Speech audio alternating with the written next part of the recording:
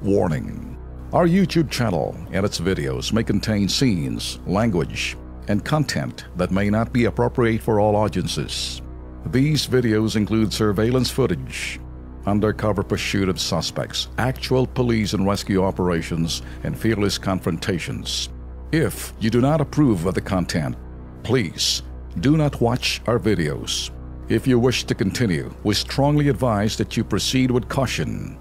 Viewers' discretion is advised.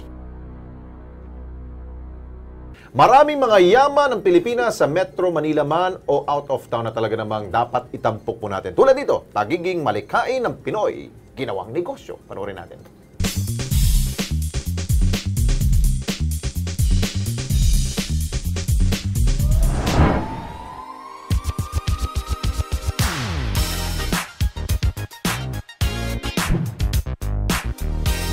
Iba't ibang sukat, kulay at disenyo.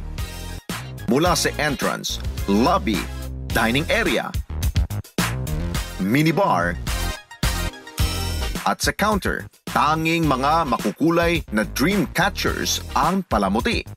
Lahat ng yan, makikita dito lamang sa kakaibang cafe, ang Dreamland Arts and Craft Cafe sa Tagaytay City. Hi, fellow dreamers! Welcome to Dreamland. Pasok po kayo. Dreamland Arts and Crafts Cafe, Tagaytay. Pagpasok mo pa lamang sa loob ng Dreamland, mamamangha ka sa kakaibang estilo. Bagamat may kaliitan ng pwesto, siksik naman sa mga disenyo.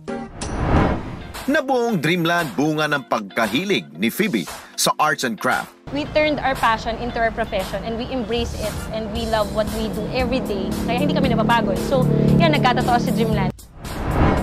Bukod sa iba't ibang arts and craft na makikita sa loob ng Dreamland, pawang mga makukuloy na dream catchers ang paborito ni Phoebe. Nag-start sa mga Indian American, sa mga native Indian Americans. Dream catchers used to catch dreams, good and bad, but only the good can pass through to the center. And then, itong mga buntot niya, yung mga feathers niya, dun tinatransfer yung good dreams to the slipper below.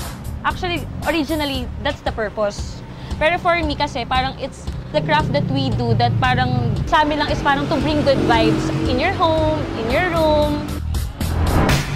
Kakaibang estilo ng Dreamland.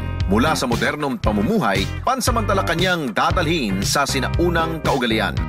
Mula sa traditional collection, no Wi-Fi policy. At ang larong sungka ang pwedeng gawin sa loob ng Dreamland. Wala kaming TV, wala kaming internet, walang Wi-Fi. Kasi dito rin sa Dreamland, we don't have Wi-Fi. Kasi we want you to connect with your inner self, connect with your friends, connect with your family, the one with kasama mo while dining.